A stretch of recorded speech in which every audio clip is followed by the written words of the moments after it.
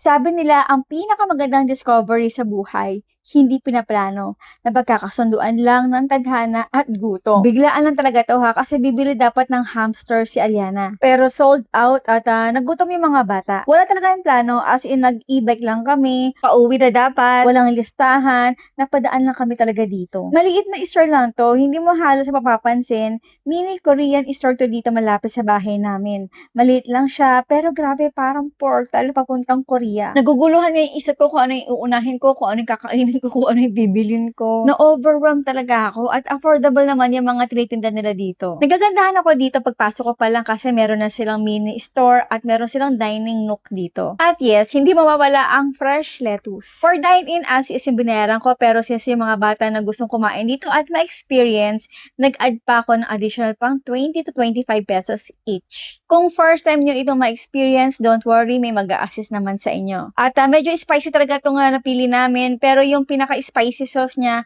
huwag nyo ilalagay lahat ha, yung color red na packet. Konting patak, naku po, napakaanghang. Sa mga additional pan-toppings, meron naman sila nakalagay sa freezer. Meron din silang soup-based ramen dito. Ang napili kasi ni Aliana, yung soupless. At pwede kayo pumili na kahit ilan. Kompleto na sila sa mga gamit dito, strainer, chopstick, at kung gusto nyo ng drinks, meron din sila dito. Magpa-additional na lang kayo ng ice cup. Kapag natapos na yung machine sa pagluluto, huwag nyo muna tatanggalin. Hayaan lang mo muna nakababat ito for at least 1 to 2 minutes, tsaka nyo i-strain. Ito yung masarap sa hindi planadong lakad. Wala kang inaasahan, kaya lahat masarap, doble ang saya, lalo na kasama ko yung mga bata, pamangkin ko, anak ko. At syempre, after kumain, hindi mawawala ang panghimagas. Bumili talaga ako ng tsokolate na ice cream at alam niyo naman na paborito ko ito.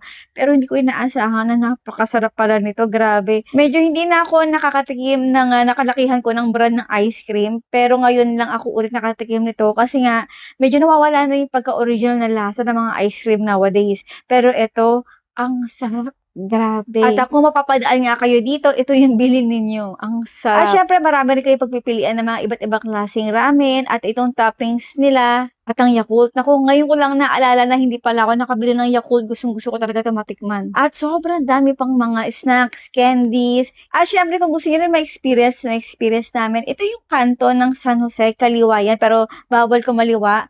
At before magpadilya street, makikita nyo na itong Charms Korean Mart. Pagpasok nyo agad, ito yung kanilang dining nook at sa kaliwa, ayun yung mga tinitinda nilang mga items dito at products. At syempre, mahilig ako sa ice cream, kaya naman bumili pa ako ng dalawa pang klaseng ice cream. At kung kayo ay Naboteño or Malabon, pakicomment naman sa comment box section kung ano pa pwede nating puntahan katulad nitong mini store, mga dining nook, para maipakita ko naman sa inyo.